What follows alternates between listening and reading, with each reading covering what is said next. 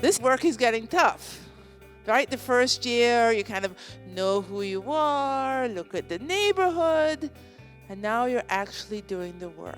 Now you're actually trying to make change.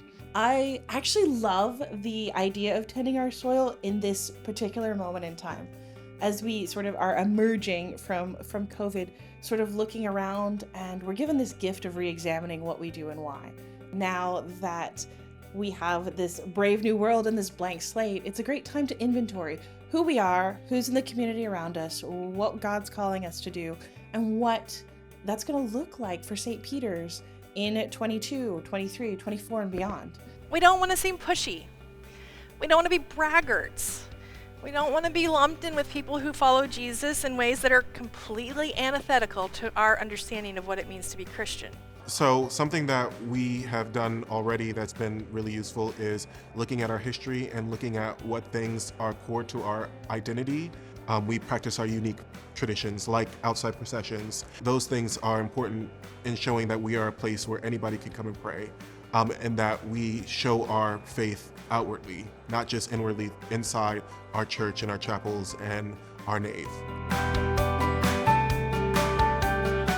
We don't use our church outside. I was just saying this actually at our lunch table, like we don't use the outside space of our church. We just always thought like everything should be inside. So like, yes, there's a welcome table, but you have to come through the door to get to the welcome table, right?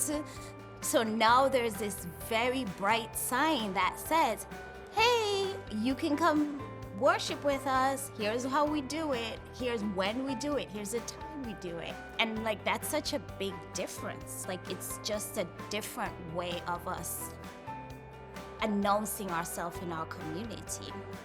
Yeah, so we decided that what we wanted to work on is having a funded marketing committee. So we have not had that, and I think sometimes marketing is not viewed favorably within a church setting. But one of the things we wanted to do was really become part of the fabric of our community. And we think we do a pretty good job with people who are inside the church, but less so with the community. I think it's re-energized a lot of the congregation into sort of looking at themselves through the lens of how we can be more involved within our community. So St. John's is almost at the main crossroads in Olney, Maryland, and so it has always given itself that identity of being like, wow, we were at this crossroads parish, except that had fallen by the wayside. Instead of how do we minister to or in, they're starting to really look at the dynamic of with and being within the community and seeing themselves as a part of where the parish has no walls, and that it's really the community is our soil. Congregational vitality does not mean numbers. It does not mean more people necessarily. It might. Congregational vitality means a healthy, growing parish that is living into its call from God, living into its faith, and serving the community as God has called it to in its neighborhood. By having Tending Our Soil, for example, start us with the story and the fundamental importance of relationship. That was something that, in all likelihood, we wouldn't have done in any other way. We'd had the best of intentions. It would have been up on the list of things to do, but it would have never gained kind of the primacy and, in a real sense, kind of the sacred time that was required to do it well. I'm hoping that it revitalizes our congregation.